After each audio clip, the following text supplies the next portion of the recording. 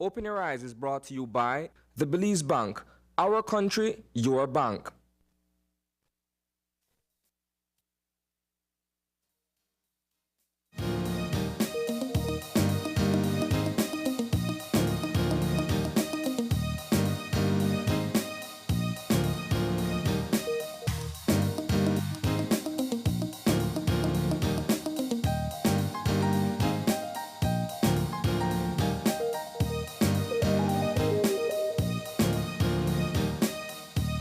Good morning and welcome to Open Your Eyes. Start your morning right. I'm Paul Lopez. And I am Isani Cayetano. It's Monday, the 14th of August. Yes, it is. We're at the halfway point of August, and it appears as if the month is just flying by rather quickly. And I know what that means for many is that we're quickly inching towards September celebrations, and I could already feel the vibes, I feel the energy in the atmosphere for September. But I'm grateful that I've been able to make it this far in the year, to see life, to see health, strength, and I'm just thankful this morning for waking up and being able to be here on set on this lovely Monday morning. And giving thanks, Paul, is perhaps the best prescription Yes. in terms of being able to live out your full day. Right. When you wake up in the morning, the first thing you need to do is acknowledge the presence of the higher power. And I'm glad that you said that, because I don't know how many people take time out of their day to be able to, I'm not saying you got to be able to pray all day, every day, or whatever, but it's just that simple moment to say, you know, thanks for life, thanks for love, family, etc. Well, you know, Isani, it's a Monday morning, and we usually come with some hard-hitting conversations on a Monday. We usually come with the heavy topics, and I know that our viewers, their eyes are usually glued on the TV screen and their ears are closely attached, because Mondays is when we bring the conversations that truly matters to our viewers, the questions we bring that they want answers to. And I'm sure the word is out that we have a guest later on. The word is already out there on social media that we have a very important guest, a VIP per se, that has a lot of questions to answer. But before we get all the way down that side, we want to first get into our Monday morning Eye on the News.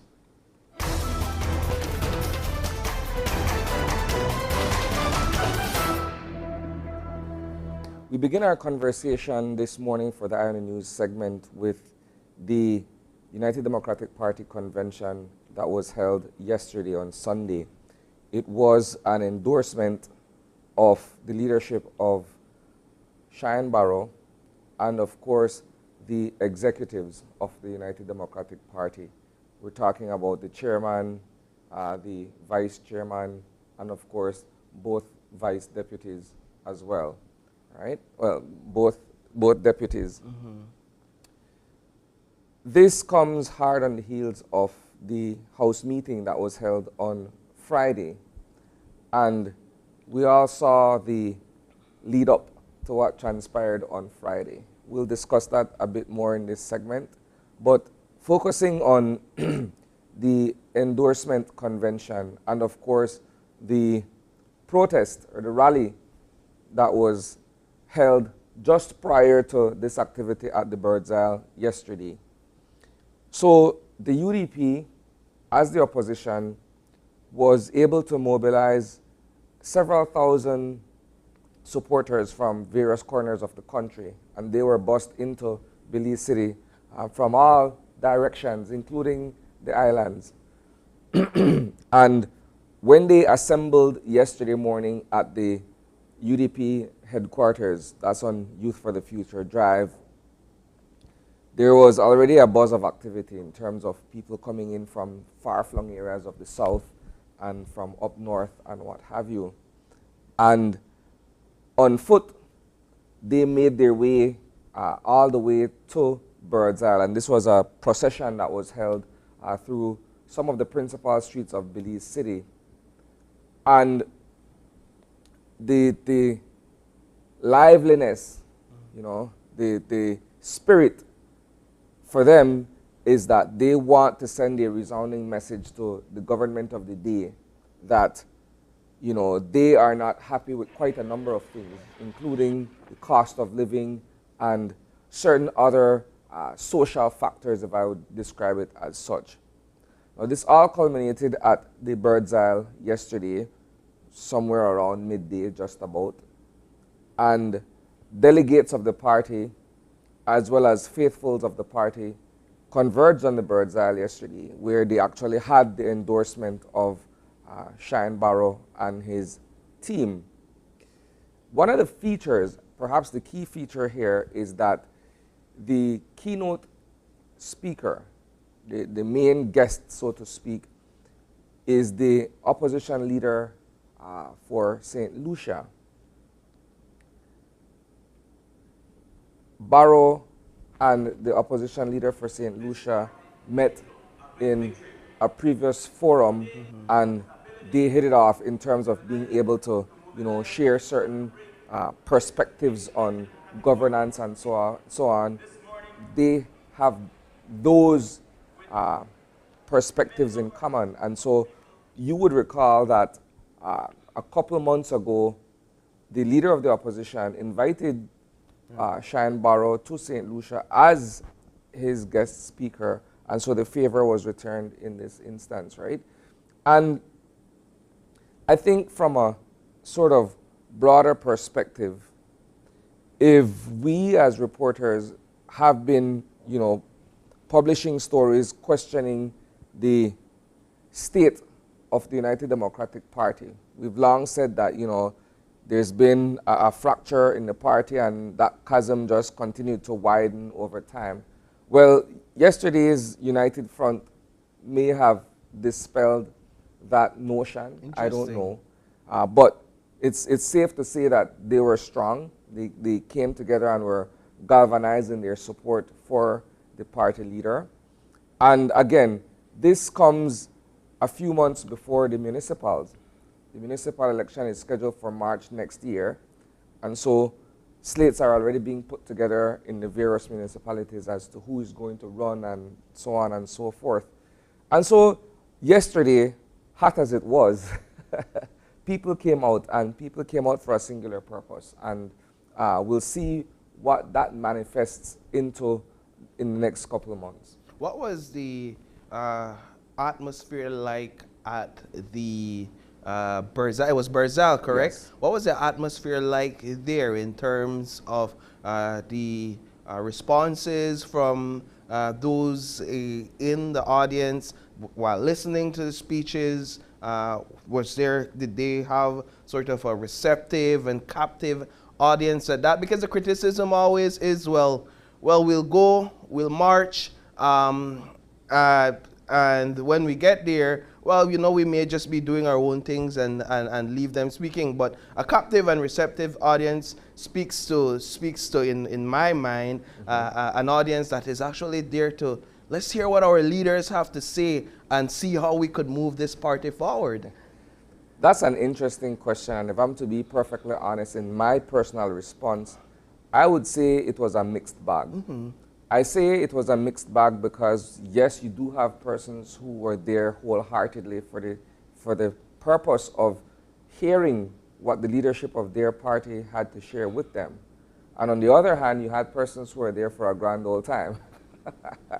and it's par for the course when you're looking at conventions and activities of this scale, right? So I would say that, yes, you did have delegates and other stalwart members who are there who were primarily focused on the speeches and that entire atmosphere. There were other people who were there who, let's say, for instance, traveled from other parts of the country and were enjoying their day. Let's put it that way. I know that leading up to this convention, specifically, there was the 11th Amendment that was raised as sort of a attack, in a sense, even though the government of the day denied that it was that was the motive, sort of an attack against the leader of the opposition.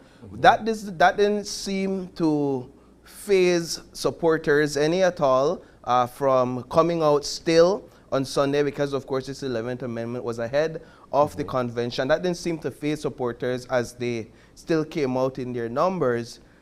We saw that the Disney production crew, that they were out there as well, and it begs the question by many still if this was all a part of a show or putting on a production for the film crew. And I know the leader of the opposition, he vehemently denies such, saying strongly that this would be a very expensive prop if it were to be that. But we saw the crew out there.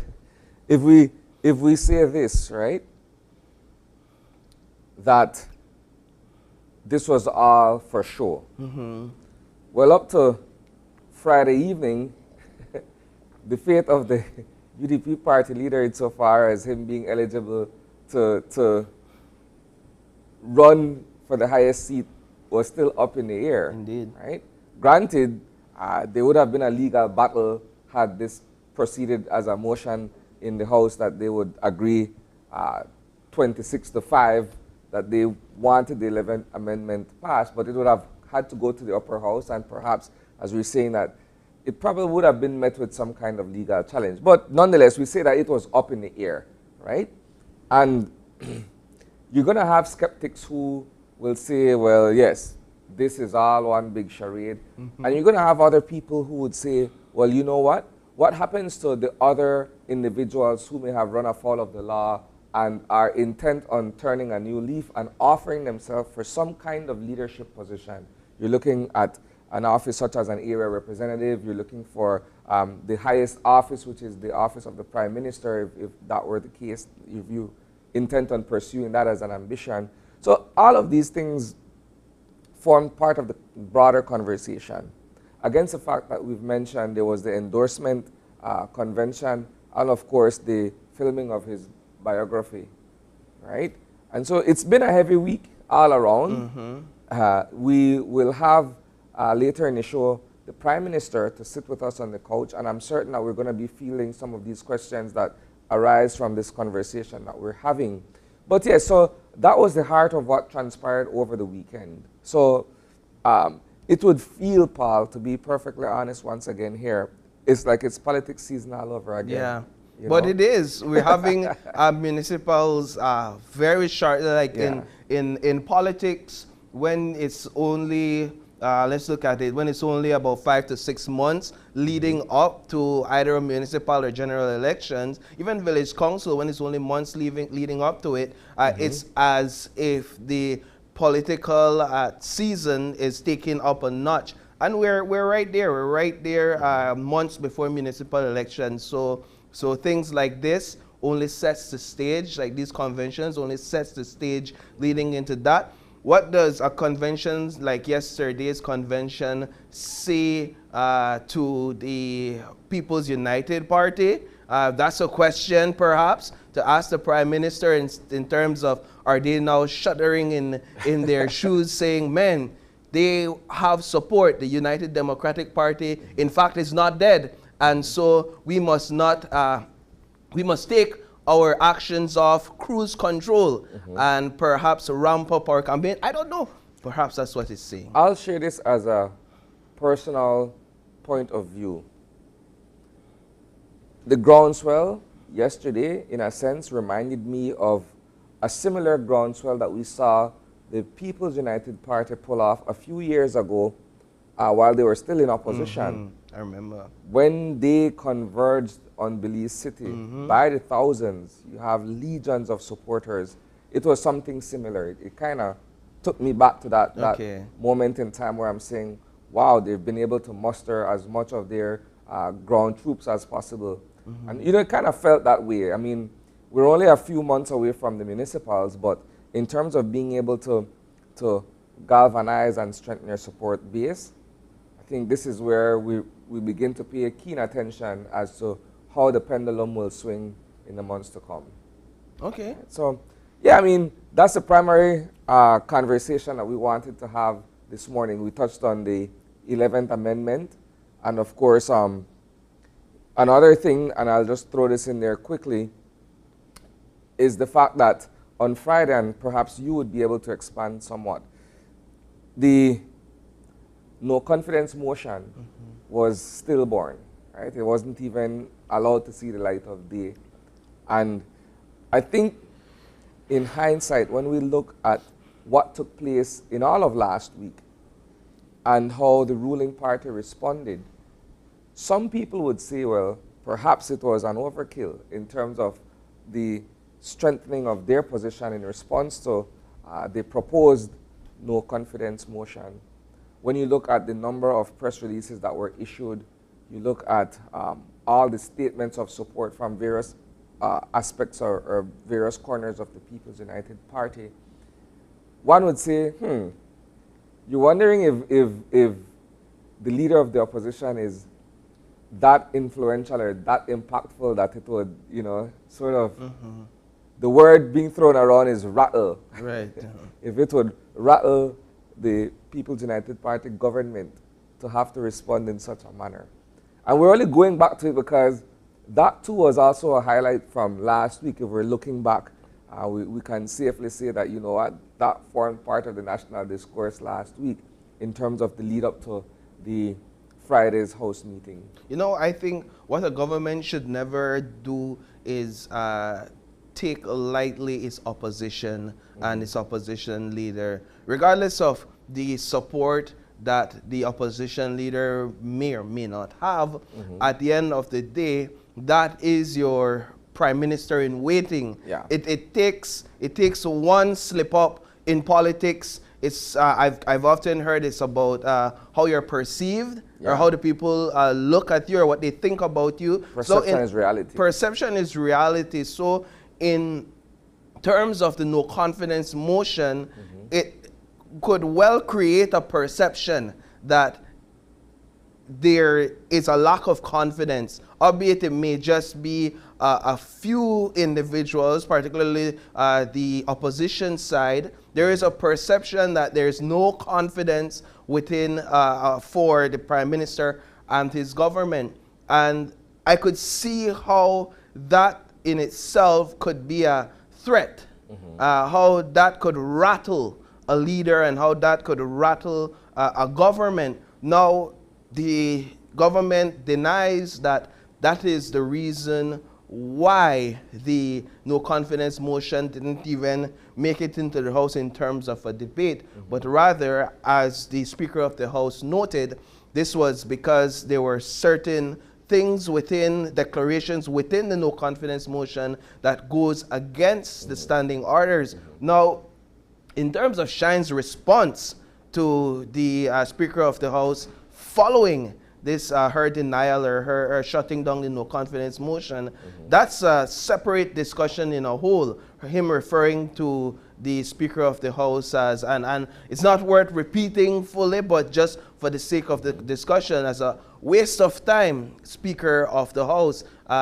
He came out and from the House and he said that he didn't say that in the House. So he justified it by saying, well, I did not say that in the House. I said that while I was not in my capacity as leader of the opposition in the House. And so that's why it's justified. I'm not guided by the rules of the House if I'm not in the House. I don't know if that's all correct. It becomes a semantic argument, but right, yes. Right, but so we saw that not go through in the House. We saw the no confidence motion not debated. And I would imagine that nonetheless that at yesterday's convention, the leader of the opposition, still took the time to perhaps ventilate many of the issues that he would have ventilated in the House had it been that no confidence motion was debated. So he didn't get the platform in the House, but based on what I knew, based on what he was saying leading up to the convention in terms of what he would have shared and said during the interviews outside of the House on Friday, he kind of gave us some insight. Yeah. I knew that on Sunday, he took that very opportunity to ventilate why it is that his party, his supporters has no confidence in the Prime Minister. So, yeah. Well, again, so I will simply end off by saying this. We'll have the PM on the couch in a few, and we'll be able to discuss these topics and more with him in that segment of our show. But yes, that does it this morning for our Eye on the News. Details of these stories, this particular story we continue to follow, you will be able to catch at 6 p.m. in our evening newscast live on 5. And of course, if you're not around your television sets, you can always catch us on Facebook and YouTube.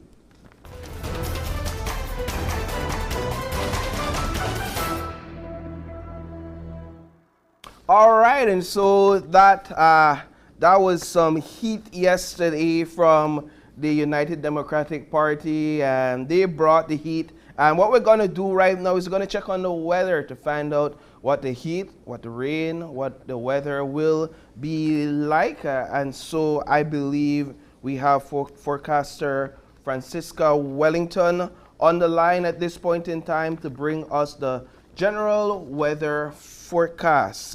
Do we have Francisca Wellington on the line? Okay, so we're getting to that, Isani.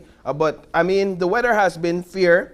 For the most part, we've seen heat. All right, so we have her on the line. So we'll cut that discussion to get her. Good morning. Good morning. Good morning, forecaster. Is this Francisca Wellington? That's right. All right, good morning, Francisca. All right, so we're here for you to bring us the news in terms of the weather. What can you tell us about the general situation? Okay, guys, we have generally fair conditions today. We'll see lots of sunshine. We'll see a few cloudy spells with only isolated showers or thunderstorms. However, we'll see slightly more than isolated over southern areas during the daytime. And then tonight, we will see an increase in these shower activity over the south. For this 24 hours, yes. All right, and in terms of our outlook? Okay, for Tuesday, we'll be seeing an increase in shower activity across the country. So going for some showers and thunderstorms, especially over southern areas. That's during Tuesday. We'll see a decrease during Tuesday night. All right, let's get into our temperatures then. All right, for this afternoon, I'm shooting for 88 along the coast, 93 inland, 82 up in the Maya Mountains. And then overnight temperatures, 78 along the coast, 72 inland, and 68 up in the Maya Mountains. What about our winds? Winds today out of the east, 10 to 20 knots, and supporting choppy seas. Is there any sort of warning, watches, notices, or cautions at this time? Okay, nothing unusual, the same Stargasm forecast, saying that we still have a medium chance to see more mats coming on the shore during this week. Right. I know around this time, these last few months before the hurricane seasons is when things really get active. So we're keeping an eye on that. That's right. We're keeping an eye on that. So far, it's quiet out there. So we just have to continue monitoring. All right, forecaster. Well, thank you so much for your time this morning, and you do have a good day. Thanks, and you too. All right. There you have it.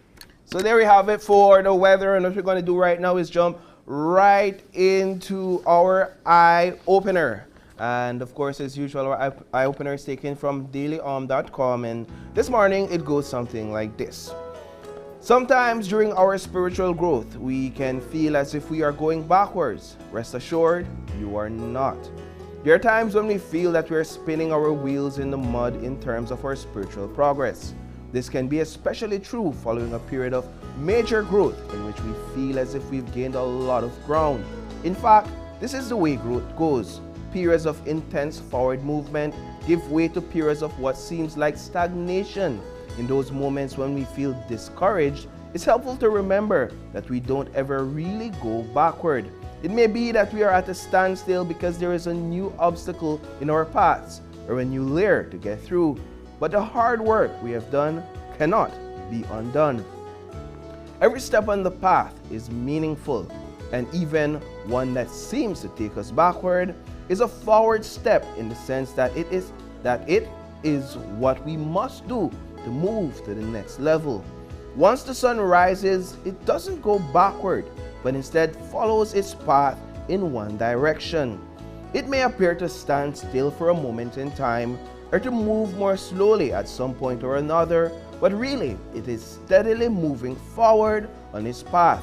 We are the same way, and once we have moved through something, we can never really go back. We may be resting or revisiting issues that seem old, and it's natural to feel stuck, but in truth, we are always taking the next important step forward on our path. That's a very interesting, deep eye-opener, and I'll leave that one for our viewers to simmer on a bit and for them to digest. Isani, very deep eye-opener. And so what we're going to do now is we're going to get into our show. And we have the show preview right now, just to tell you a bit of what you can expect from this morning's conversations. And of course, our first segment will be getting into a conversation with none other than Prime Minister John Briceño. Our second conversation this morning is a citizen participation project, and we will be joined by representatives from the Office of the Auditor General to speak with us about this particular initiative. And then we're going to have a bit lighter conversation in our third segment. We're going down south to talk about Saint Bite Day. And so these are three wonderful conversations that you want to look out forward to. You don't want to change the channel. You want to stay tuned. But before we get into our first segment, of course, we're going to take a short break, and we'll be right back with Prime Minister John Briceño. Stay tuned.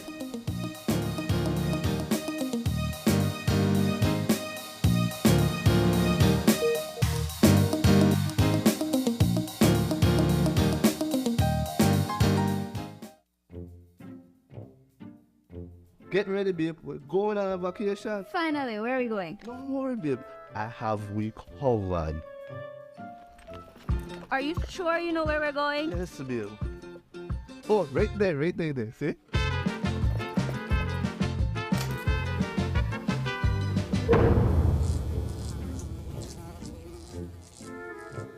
Babe, the price me too good to be true. Me look much more better in that picture. When life throws you a curveball, Belize Bank has your back. With our online financing, you can turn any vacation mishap into a dream getaway.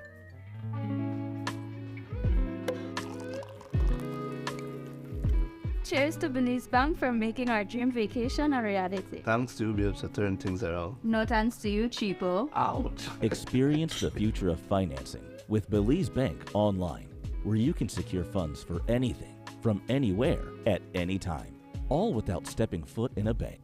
Apply for a loan today and unlock a world of possibilities.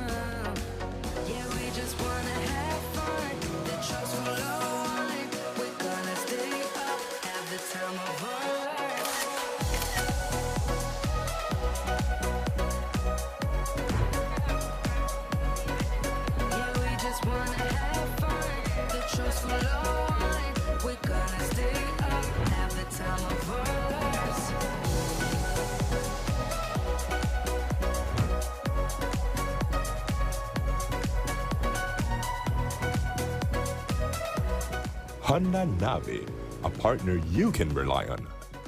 Benquip, equipment, parts, service. Make your summer better. Over $30,000 in cash and prizes with Smart Summer Sweepstakes. Here's how you can enter for a chance to win. Sign up for a smart postpaid, broadband, or VoIP plan. Use $100 or more regular prepaid credit, do a SIM swap, or text in to the shark code 786. In the body of the message, enter the number of entries you would like to purchase. No waste no time. You can be the winner of weekly prizes. All methods give you more chances to win local airline tickets, overnight stays at numerous resorts, cash prizes, gift certificates, and much, much more. One lucky person will win the grand prize valued at $10,000, courtesy of Smart and the Belize Tourism Board.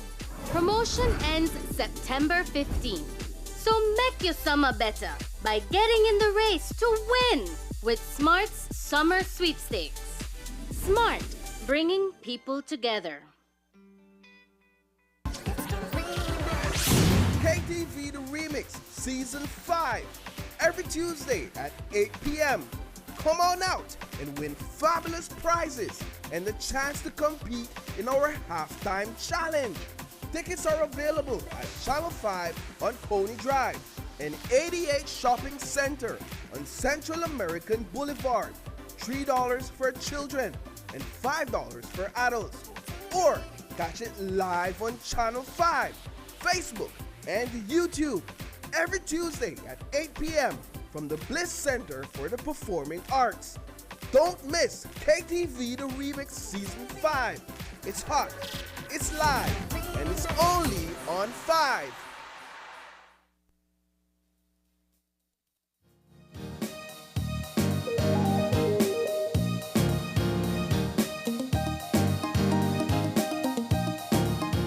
And welcome back. Joining us this morning in person is none other than the Prime Minister of Belize, the Honorable John Briceño. He is here to discuss a number of topics that are pertinent to the national discourse at the moment. With that, I want to say good morning, PM Briceño. Good morning, Isani Pal. Good morning. Thank you. It's always a pleasure to be here with you guys and open your eyes. As I was just mentioning to your producer, it's a pleasure, but it's not a pleasure waking up at 5 o'clock in the morning, considering that you go to sleep at midnight. Right. But we're good. But again, gentlemen, thank you so much for inviting me. PM, we have you on the heels of some significant and notable developments over the past week. And perhaps it's the right time for us to be able to expand on some of the conversations that have been in the public dialogue, so to speak. The first thing that I want to raise with you is the issue of the 11th Amendment and how it concluded on Friday. I know that the initial motion was revisited, and this was somewhat a point of contention. We were waiting to see where we're going with this, and then it comes down Friday evening that it has been removed from the table. Kindly apprise us as to what took place there, and perhaps if this will be revisited at some other point in time. Well, it was not removed. It just stayed in the committee of the whole. Mm-hmm. And as I think Minister Osha made I think he made a good presentation in explaining the 11th Amendment. Mm-hmm. A lot of people have honed into this is about just Shine Barrow and the leader of the opposition. But I think the leader of the opposition is taking himself too serious. It's not just about him. Mm-hmm. It's not about him. I think that the framers of the Constitution, as the Minister Osha pointed out, made an oversight. We either fix it or take it out from the Constitution. Mm-hmm. Because the way it's set up in the Constitution, it states that if you commit a crime in Belize, you commit a crime in the Commonwealth, say like in Jamaica, mm-hmm. or Grenada, Trinidad, Australia, Canada, you can never run. Sorry. You can never run for electoral politics here in Belize. But you can go walk right across the border in Chitabal and commit a crime and assault somebody. You go to jail, or in Melchor, but yet you could still run in Belize. So obviously there's a level of high discrimination. So we either take it out completely out that anybody could run. You could go and kill 50 people and still run to represent the people of Belize, or following up what the framers of the Constitution were attempting to do, to fix it. So that's what we were trying to do, attempting to fix it, but it goes beyond that. That back then, again, the framers of the Constitution were not taking into consideration the aspect of corruption in public life. We have passed a number of pieces of legislation, including the unjust enrichment in public life. All of that also now needs to be reflected in the Constitution. So we have been attempting to fix that. So the amendment is not only about criminal offenses, but also about corruption in public life. So we are embedding it into the Constitution. Now some may say that, well, you appointed the People's Constitutional Commission, and rightly so, but this process started before then. And there's been a lot of discussion in cabinet, and among our colleagues as to whether we should finish it or not. And again, we said, okay, let's debate it. And so we brought it up to the House meeting for debate. And then it is after debate when we went to the Committee of the Whole, then it's felt that, okay, let's pause again, let's hit the pause button again, and let's walk this through. So that's basically what has happened. How do you respond to the notion that it may have been a political ploy, so to speak, in terms of being able to equally respond to Mr. Barrow's no confidence motion? Some people are saying that perhaps this is how the ruling party, the government of the day, responds to this action, this proposed action that would have been taken by the leader of the opposition. I can't even laugh at it. I would smile at it. Because,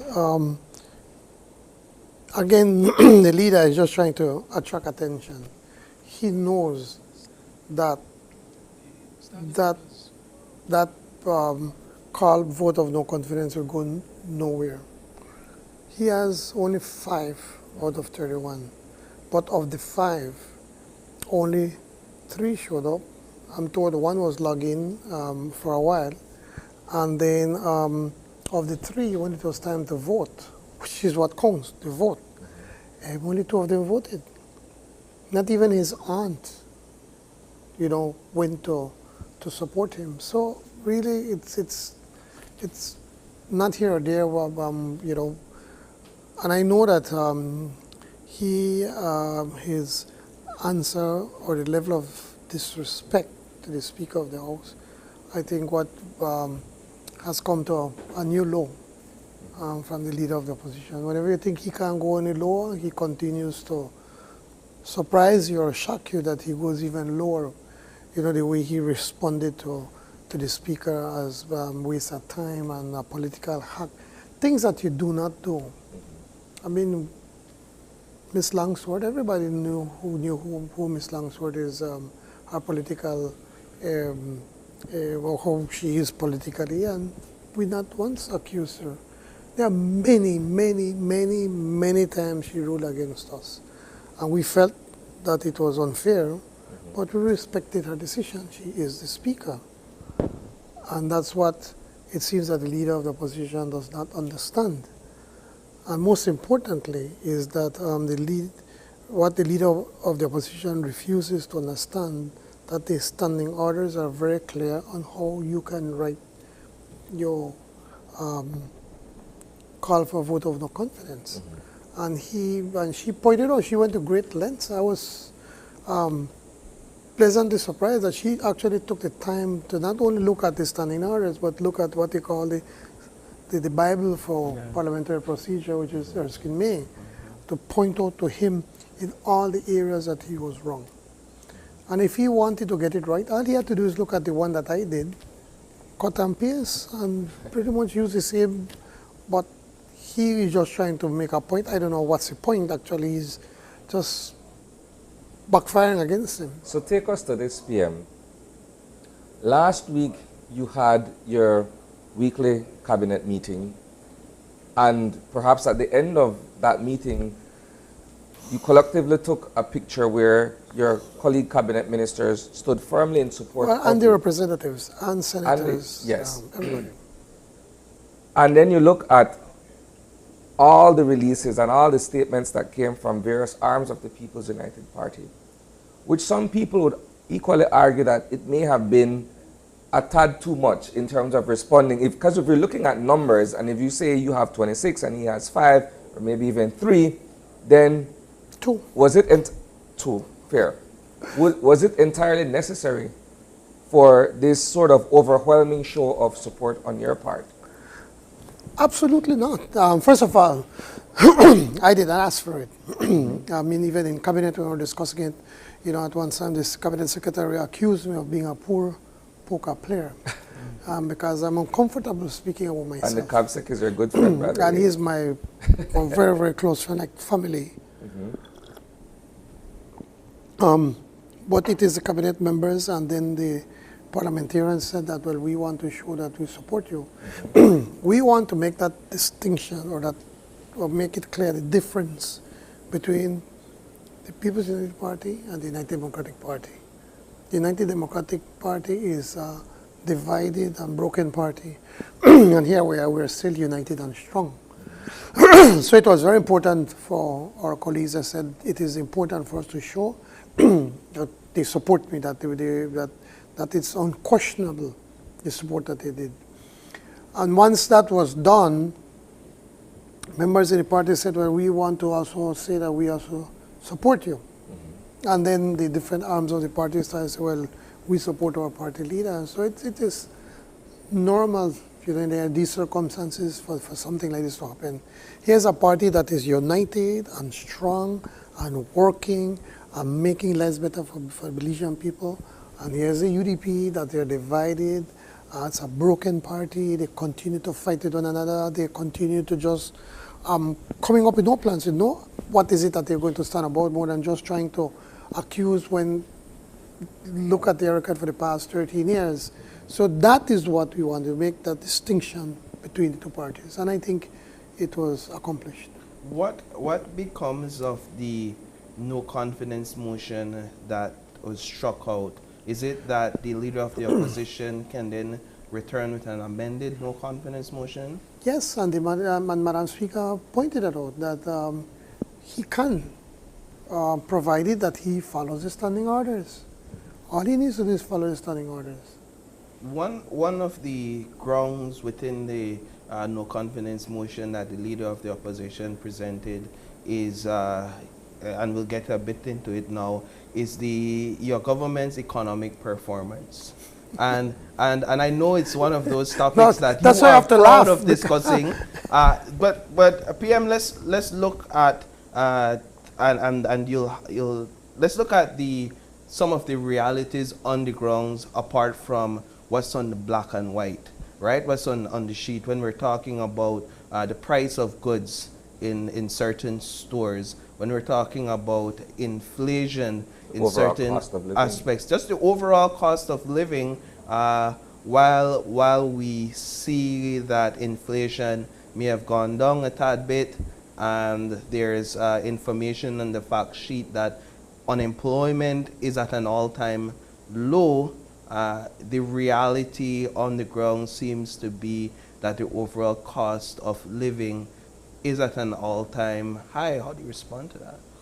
I don't think it's that. Okay, let me start out by first stating that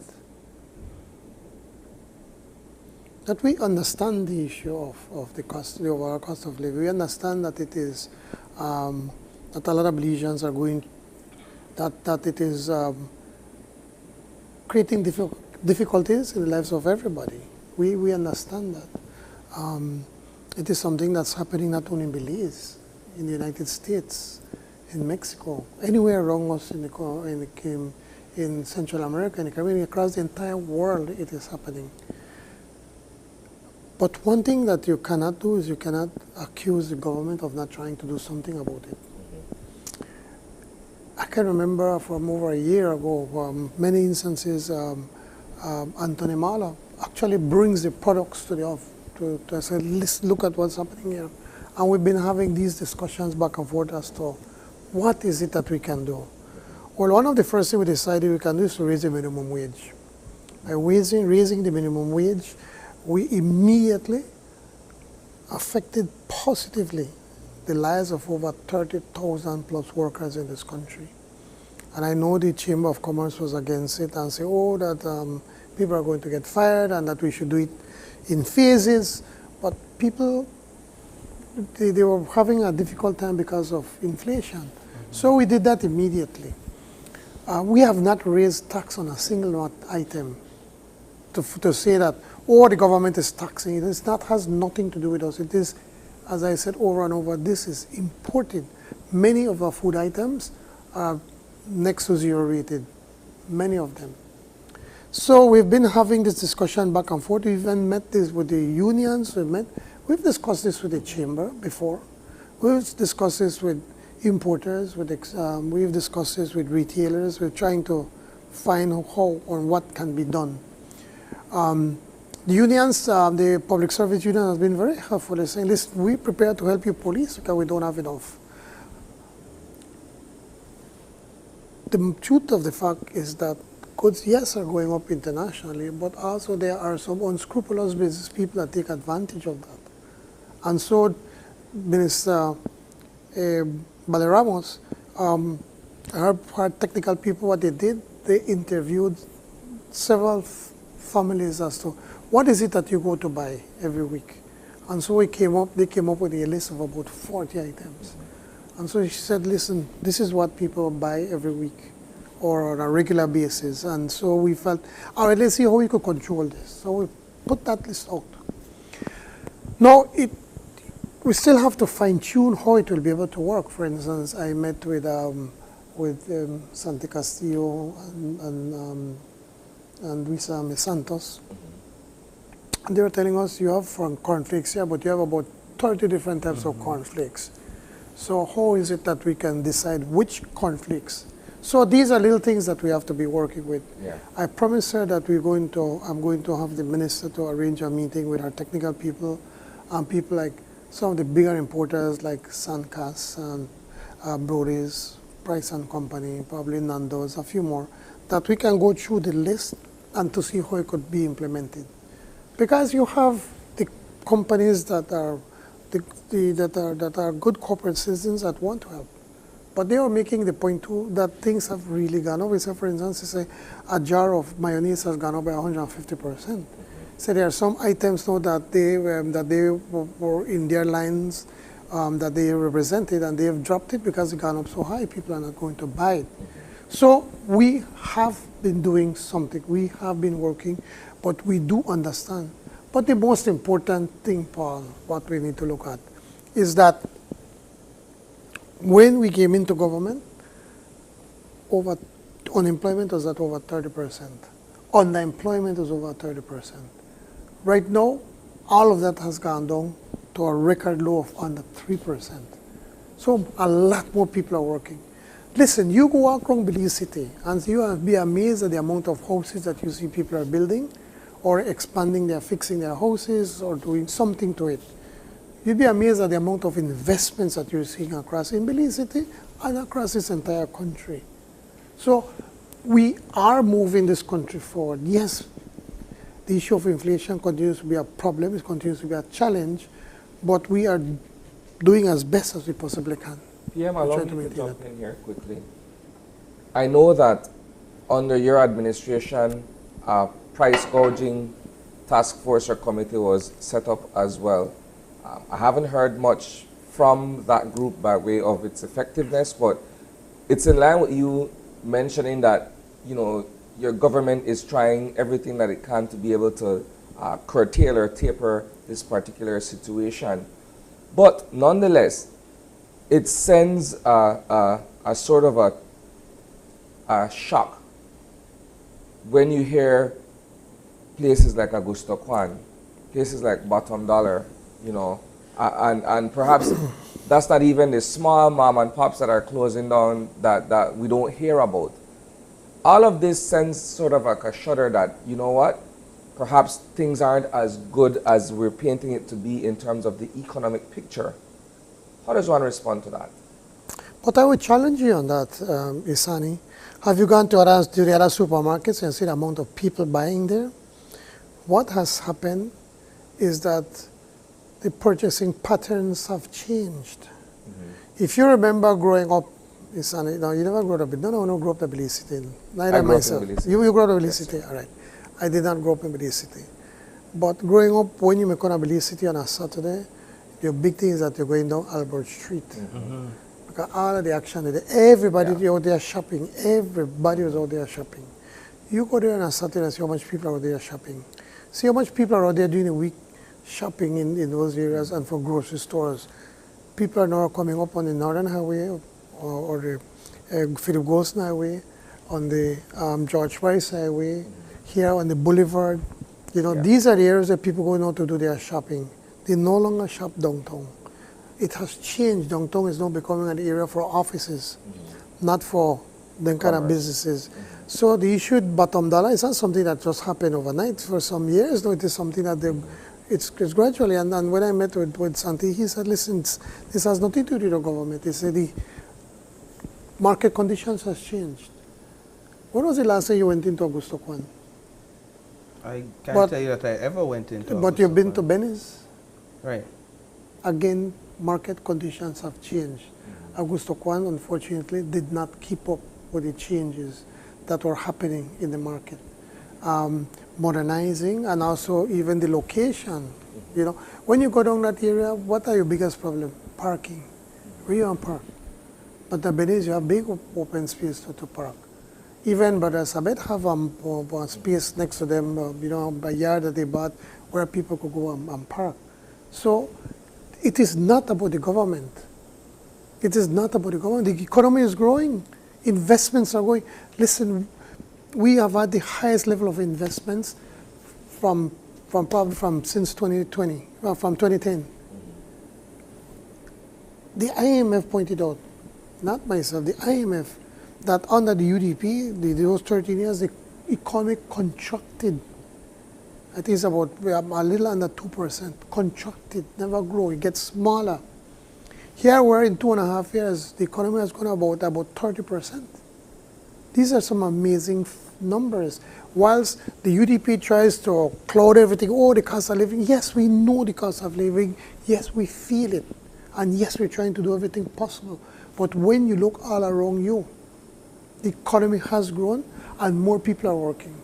Well, added to that, though, is the issue of the fuel prices. Because if we're looking at a country where a majority of what we sell are items that we import, well, you have to tack on the cost of fuel. And some would say, if you look around, fuel has been, in a sense, regularized in other countries, but it still costs an arm and a leg in Belize. Well, the price has been, to be fair, the price have been going down. And also, to be fair, we did point out that last year we gave up over $35 million in taxes just from fuel. And the former Prime Minister, I'm sure, would have to admit that that fuel is one of their largest revenue earners. So we have been bringing it down slowly. I wish we could do it faster, but we also have to have the other areas in the economy to catch up so that we could be able to offset the losses in the revenues.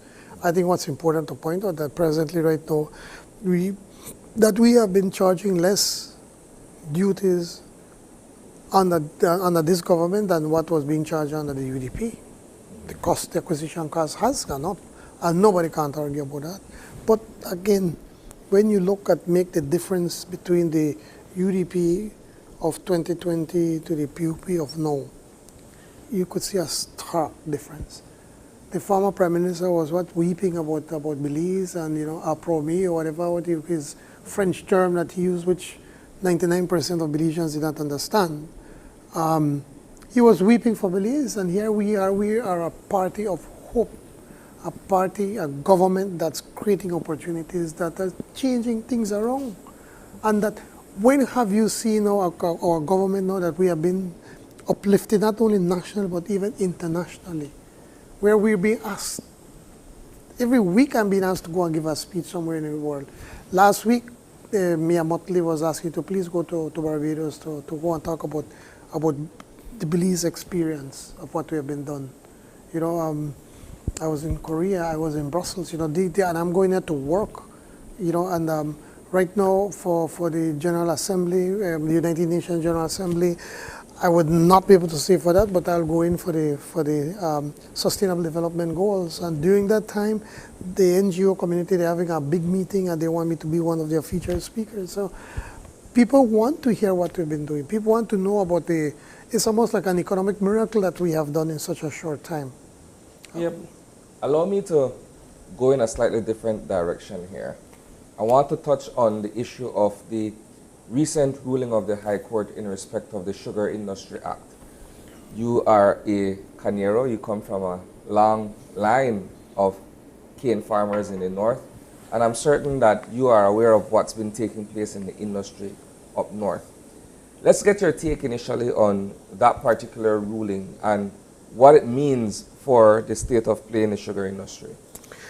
Well, I have not gotten a full briefing, and I'm hoping in Cabinet both the Attorney General and the Minister of Agriculture will be able to give us a full briefing as to what is happening.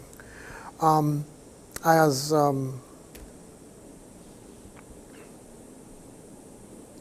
very disappointed actually with the ruling. I believe that associations are very important in industries because it allows the membership of within that industry can have a voice or a stronger voice as a group. So I hope that we can find a way how we can continue to work with the associations and the government and BSI. To me, what is encouraging is that BSI has sent message to us that listen, we want to work with the cane farmers of Belize. We want to work with the government of Belize. We want to ensure how we can increase production. This year, we're going to have some of the highest prices we've been paid in a very long time for sugar cane. It's unfortunate that the Belize Cane Farmers Sugar Association, BSCFA, has not found a way to settle or to come up with an agreement with BSI. We have tried our level best to get them around the table. We've done everything we possibly can, but can't seem that we can get there. I'm hoping that that with this ruling will give another opportunity to be able to find how we could arrange that. Would we agree that certain aspects of the law as it is antiquated and is in dire need of a revision? Well, yes, it is, and both the cane farmers associations, because there's more than one, have been asking that we need to modernize the law. The last year it was reviewed was during our UP government in 2001. That's about 22 years ago. Yeah. So it needs to be revised. It needs to be looked at. At that time, there's only one sugar mill. Now we have 2 sugar mills. At that time, we had 1 association. Now I think we have 4 associations. So it has changed. And now it's more private sector driven. So we have to ensure how is it that can work, that partnership between the cane farmers and BSI or the miller can work along with the government. So we do have to find how we can best work for the interests of everyone. Is it then that plans to establish a commission to look at the modernization of the industry is still Yes, it is. Actually, the Minister Mai is bringing it up back on the table for cabinet discussion for the actual appointment. Because what we did earlier, I had appointed a cabinet subcommittee headed by Minister Musa to be able to see if he can find, the group could find both sides to try to come together. But it did not work as we expected. We had some success, but not the level of success that was necessary. Nothing usually works between when it comes to the tensions between BSCFA and the mill. BSCFA and BSI. We've seen a number of attempts fail over the years. Just quickly to get back to the ruling to ask a question, because one of the rulings was the levies in terms of the management or administrative arm of the industry, SICB, and their associates, that those levies were unconstitutional. And we're not talking about the tax, etc. We're talking about the operational fees that the mill was being asked to fund for the SICB, or the management administrative arm of the industry. Will this now require the government to step in and seek to find new ways for funding this administrative and management arm? Of course, the government has to find a way how we can fund this administrative arm, because it is very important, the service that they provide. So we have to find a way. We can get it from the General Conciliation Revenue Fund. We will be able to find it from one way or the other. So there are ways of how we can be able to deal with this. It would have been smoother or easier if we've kept it the way it has been for all these years, because it has worked well, I think, and it has served the industry well, and by extension, Belize. But the judge feels that it was unconstitutional, as you pointed out. Tomorrow, I hope to get a better feel to what exactly was done, or what the judge ruled. I'm told in some areas it was not very clear as to exactly what was ruled. So we have to find a way how we can address it. But the important thing is that there is, I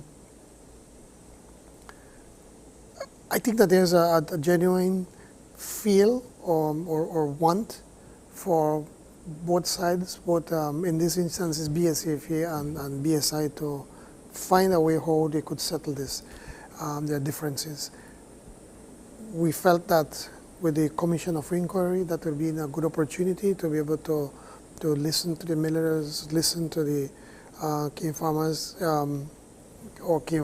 the associations, bring in experts to be able to talk what's the future of sugar, and what is the best ways, what are the best practices, what more areas we need to be able to modernize, how we can increase efficiencies, not only in the fields, but also in the delivery and also in the production of sugar. So there are all of these areas that we wanted to take a look at. We're hoping that by having now appointing the Commission of Inquiry, we can then, and we're giving the Commission of Inquiry 6 months, whereas you go on forever, to be able to come up with some set of reasonable recommendations to be able to help in the modernization of the industry. PM, how would you describe the present investment climate in Belize? I ask because there's a lot going on in terms of new businesses, in terms of perhaps foreign direct investment opportunities and what have you. But in some regards, things seem to be somewhat clouded. We're looking at, for instance, a situation where you have Portico, you have Port of Belize, you have State Bank, and the entire matter of the definitive agreement and now what seems to be a law that you're soon to pass. Where are we with that in the context of the general investment climate? It took you 35 minutes to bring up that matter. I give you enough to talk with everything else. Yes, Here we are. Give it the rope, right? Listen, I think that the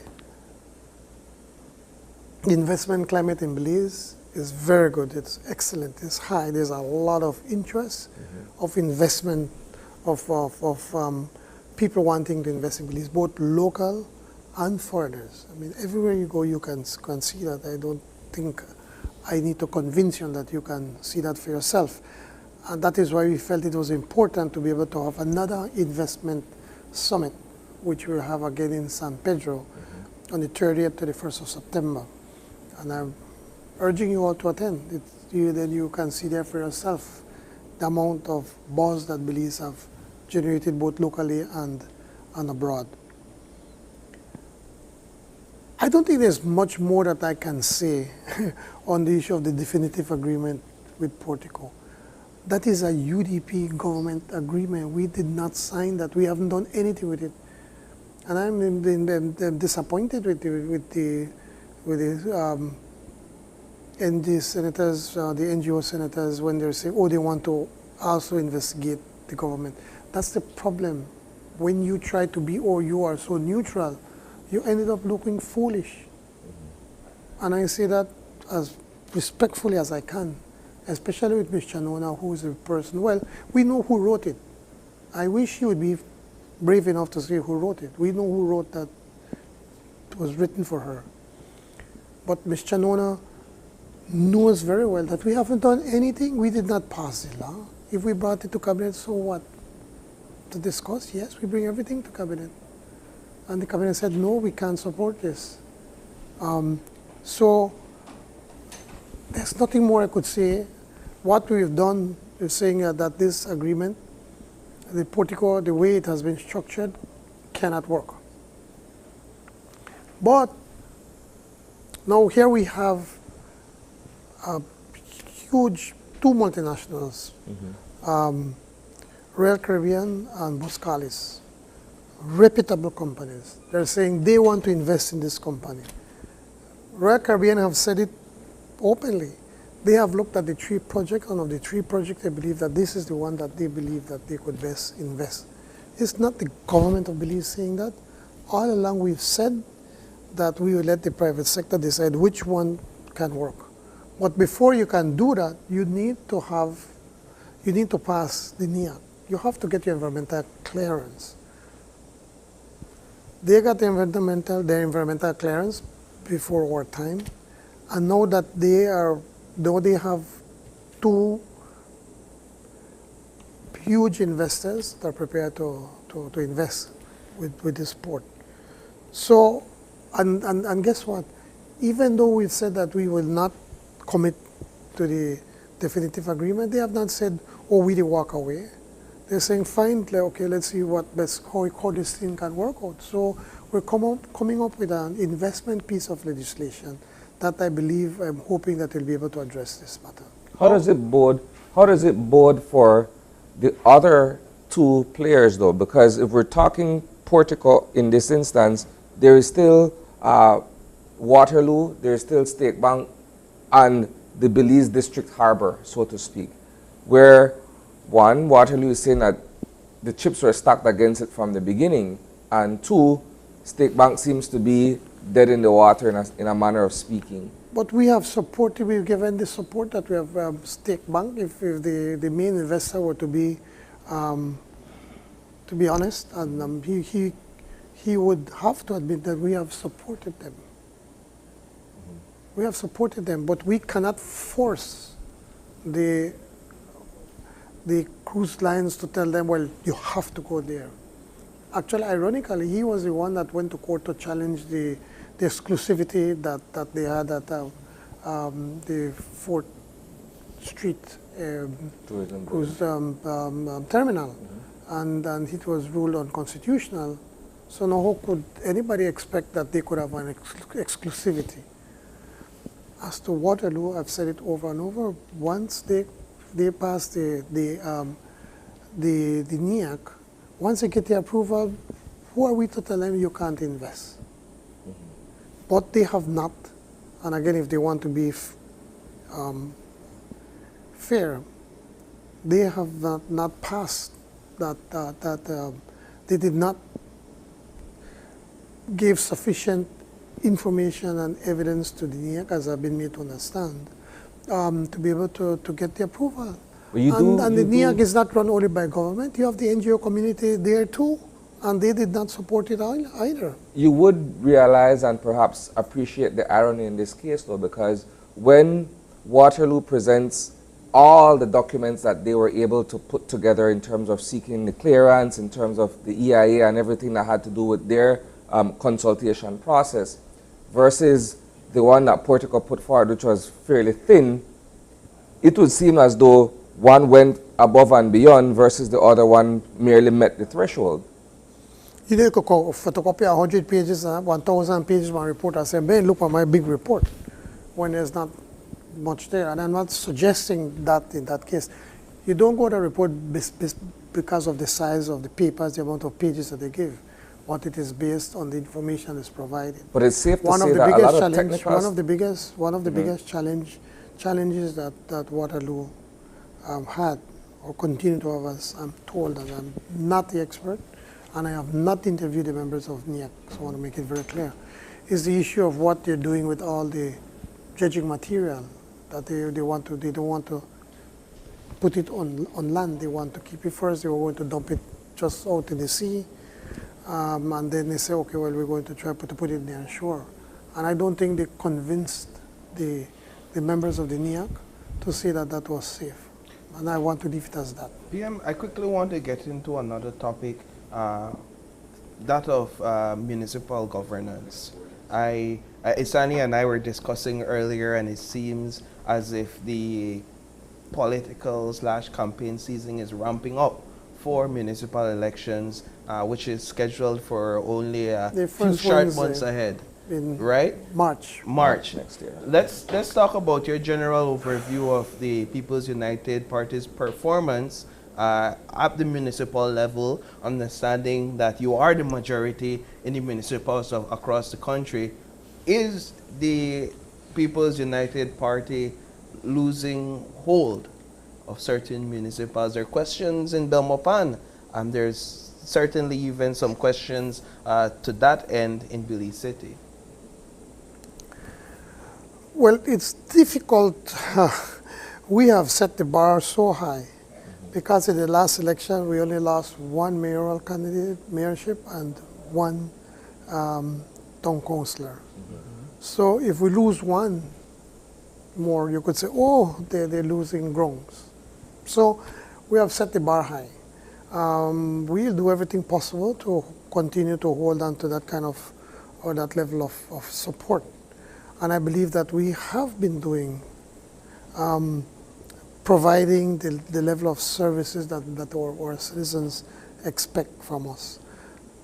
With the little resources that we've had, we've been managing to help to reorganize many of the municipal bodies, and they've been providing even a better service than they were from before. But things change. It's more difficult to be able to, you have some supporters that are disappointed, they never get a piece of land, or they don't get a house, or they don't get a job, or whatever it is. So when election comes, they say, oh, well, then you never do this for you, I don't vote for you. So that's part of politics. I mean, as I said now, I always remember when the Price first told me a long time ago, George Price said, el diablo no es sabio por ser diablo, pero por ser viejo. The devil is not a genius because he's the devil, but because he's old. Well, I'm in 30 years in politics, so now I could better understand the dynamics of politics. And that it's difficult to keep everybody in line for whatever reasons, Some are merited, some are not.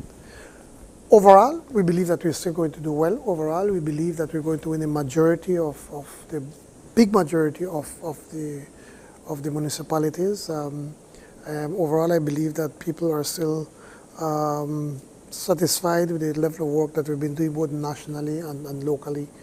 And lastly, I believe that we generally have better candidates than what the UDP has been proposing so far. My wild card question here then is, how soundly do you sleep at night, considering the fact that there are all of these changes that are taking place on the ground at any given moment? Politics is a very unique animal unto itself. While you're super confident today, tomorrow things could very well change in a heartbeat. As you say, in politics, a day is a lifetime. No? Precisely. So, yeah, but thankfully, you think a wood right there could knock upon me, always sleep on the ground. I sleep well. I don't have problems with sleeping. By the time I get to bed, I'm so tired, I just close my eyes and I go sleep till I wake up. Did you get any rest last night after seeing the support that the UDP was able to muster during their leadership endorsement convention? No, I did not sleep. I was so concerned. Really, first of all, I never watched it. But from the reports I got, it was poorly attended. The other report is that it was orchestrated for the leader to try to see how he could look big because of supposedly there's some production that is around in town. Production, they claim that they're doing something for Disney. We don't know if it's Disney, but there are many production companies and trying to go and sell their products. But so be it. But I'm told, there's this lavish stage and so forth. And I think one news caster was saying that the parade was held back to try to put the crowd so that then the videographers can get footage. All of that is all set up, and that's fine by them, but what does that mean to the people on the ground? You're fooling yourself when you can come and say, oh, we had this big production, and look at the people, when you know deep down that you did not. You're fooling yourself because you can't fool the rest of the people. Make a comparison of the PUP in 2010, when I was a leader, and the UDP of 2023 right now under Mr. Barrow or Shine Barrow. In 2010, in October, we had our convention. After biggest defeat the PUP had ever had. And we mobilized close to 15,000 people in Dangriga. And we have the footage to show. Thousands of people, buses after buses. We couldn't get enough buses for the people that wanted to come. And we never had the funding, so it was very, very tough for us. Dangriga ran out of food, ran out of beer, ran out of soft drink, ran out of everything because they could not hold the amount of people that was there. So here they are now, 2.5 years, and one of the richest Belizeans have been funding them. And I know I mentioned name, has been funding them. And with all of that money, look at their performance. That speaks for itself. All right. Well, PM, as usual, it's a pleasure having these discussions with you. I'm sure we could go on, and there's many more things we could address, but we want to thank you for taking your time out to join us this morning to respond to the many questions on these various topics. Paul Sani, again, thank you very much for having me wake up so early in the morning at 5 o'clock. But it's important to be here to be able to speak with you, and not all the time it has to be tough or hard, but also the good things about sports. Listen, we even touch about, look at this summer. We had so many events happening all across this country. Some of the athletes, exactly. Belizean athletes are doing well. When did that happen? When was the last time you saw that? That never happened over the past 13 years of the UDP. And not only that, we had summer camps. I just finished our summer camp in San Esteban. I still managed to keep up with the kids. They jump up. And all over the country, you see activities happening for our young people. And we need to highlight that to show, look at what's going on in this country. It's a country of energy, a country of hope, and a country of optimism.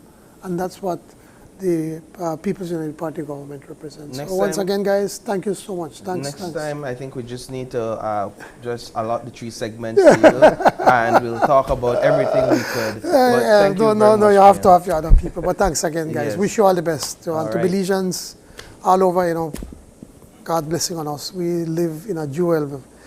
Sometimes we don't understand how blessed we are, but it's a wonderful country to live in. The only one I have, the only one I want to live in. All right, thanks, guys. That was our discussion with Prime Minister John Brisenia. With that, we'll take a break. And when we come back, it's all about the Citizen Participation Project from the Office of the Auditor General. So stay tuned.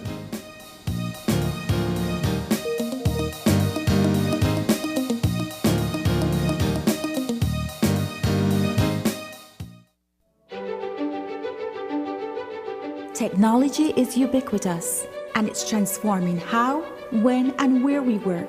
Fulltech Systems is placing award-winning devices in the hands of information workers, allowing them to work without compromise in a world without wires, to innovate, create, and to maximize productivity anytime, anywhere, satisfying the needs of the desk-centric remote and field worker and every other worker in between.